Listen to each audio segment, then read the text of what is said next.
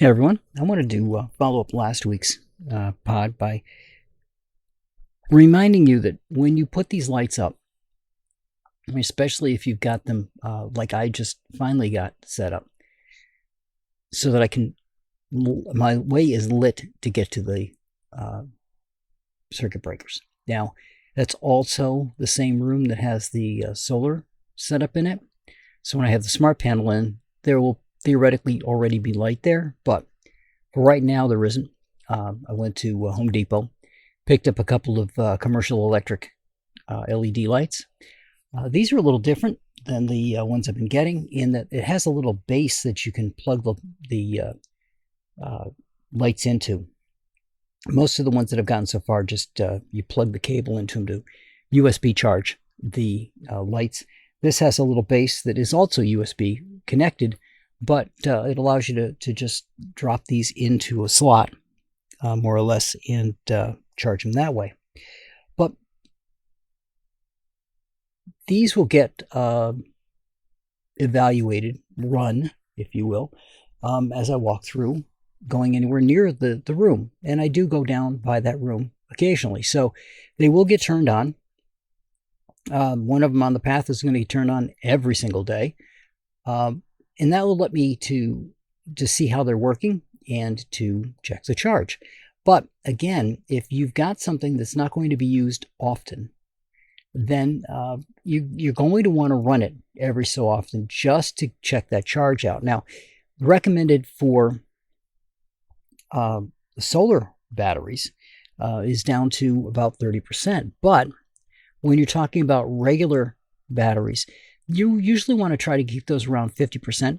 You don't want to go down below 50% too often with them, and that's just to extend the life of the batteries. So if you've got these lights around the house, pick a day and put it on your calendar. You'll have to check the weather, obviously, to make sure that there's no storm that day when you're going to do it that might actually need to use the light, and just turn the light on for a while. Run it for an hour or two. See, these lights aren't going to tell you how much battery life they've got left to them, unfortunately, but you can let them run and see how they go.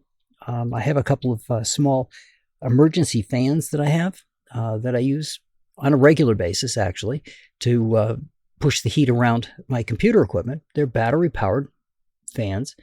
They have a percentage indicator on them. So in digital format, two of them will let me know where they are, so I know when to take them down and put them on the charger.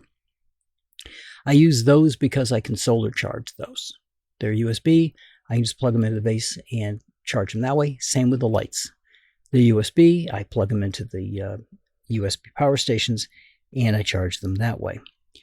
But everything you've got, especially if it's on batteries, needs to be on a calendar somewhere so that you check on it and make sure that they're going to function when you need them. Just like you have to do with smoke alarms or CO2 detectors that you have to check the batteries every so often, same thing applies here. I've got a weather station outside that has, I think it's AA batteries in it. I have to check it about once a year. They last a really long time. I just go out and pop the batteries out and swap the batteries. So you should always make sure that anything you've got like this, you have on a calendar that you can then go, get a little reminder to go check on that device. And again, if it's something you're going to be using because of a power outage, you probably want to make sure that there's nothing going on at the time that would possibly lead to a power outage. But this way, you're able to keep an eye on what you've got in the house as well, because that calendar will serve as an inventory for you. Keep adding the items to it. So it's not just saying, hey, check your batteries. It's, hey, check the battery in this room, this room, this room, and this room. So it keeps an inventory of what you've got for you in one place, but at the same time puts that little tickler out there to go check on things. And you can always stagger them too. You don't have to do them all in the same day. Stagger them around so that you're not possibly having something go off.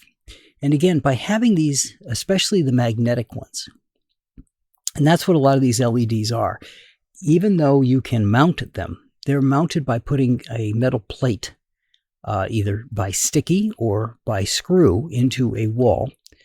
And you can pull these off and carry them. So they become a nice portable work light should you need to. So, for example, if I were to time them, I have one in a hallway and I have one inside with a circuit breaker. I probably burn those out first. Let those go first.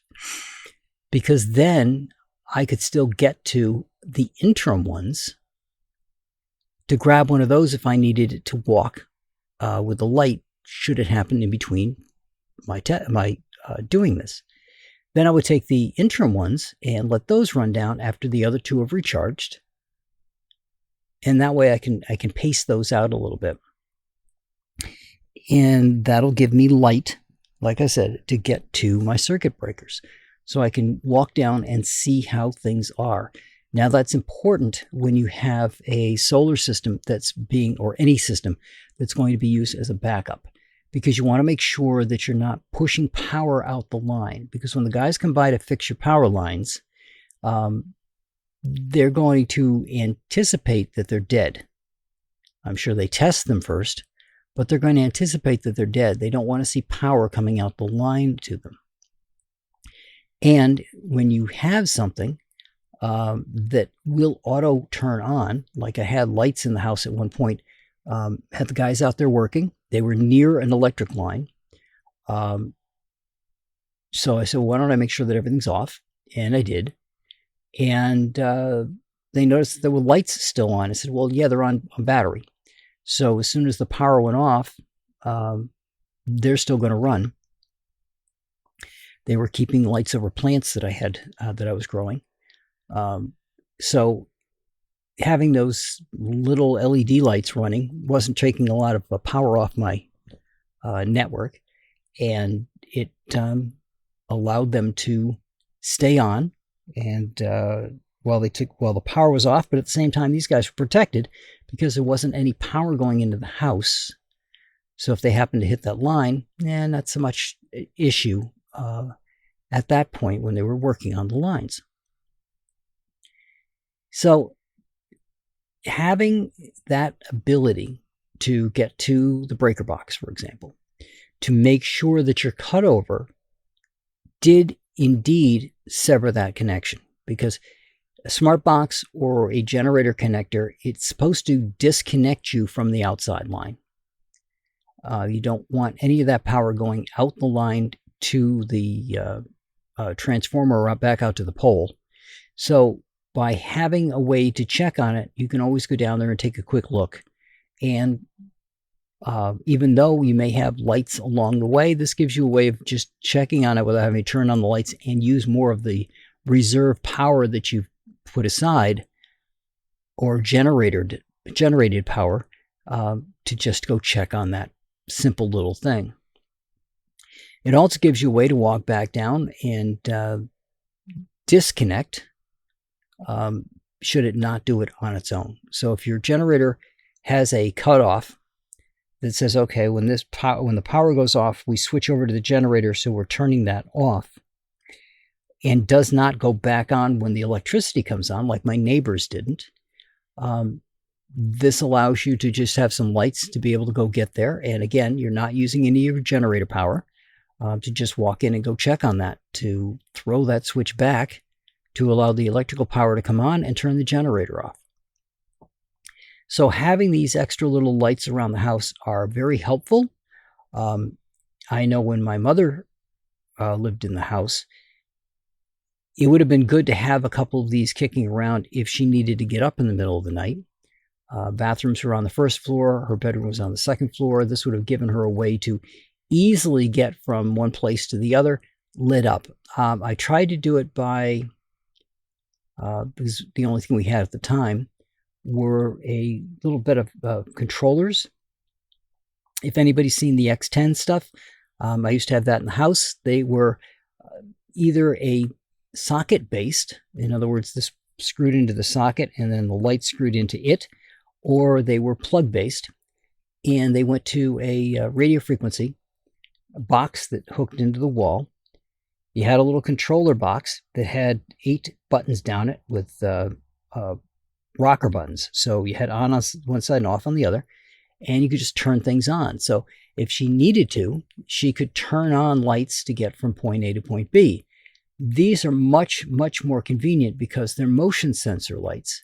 They're LED. They use very little power, and all you have to do is make sure that they're charged. So rather than getting up in the middle of the night and having to grab this controller and push the buttons on it that she needed, she would have been able to just walk downstairs and have all the lights kick on as she needed them along the way. And you can always mount these things on your ceiling too.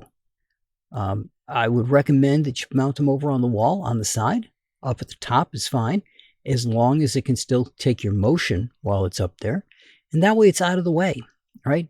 On stairways, mount it at the bottom of the railing, right? You don't want it up on the top where people are grabbing onto it, but at the bottom, it's going to illuminate the stairs, which is what you really need when you're going up and down stairs.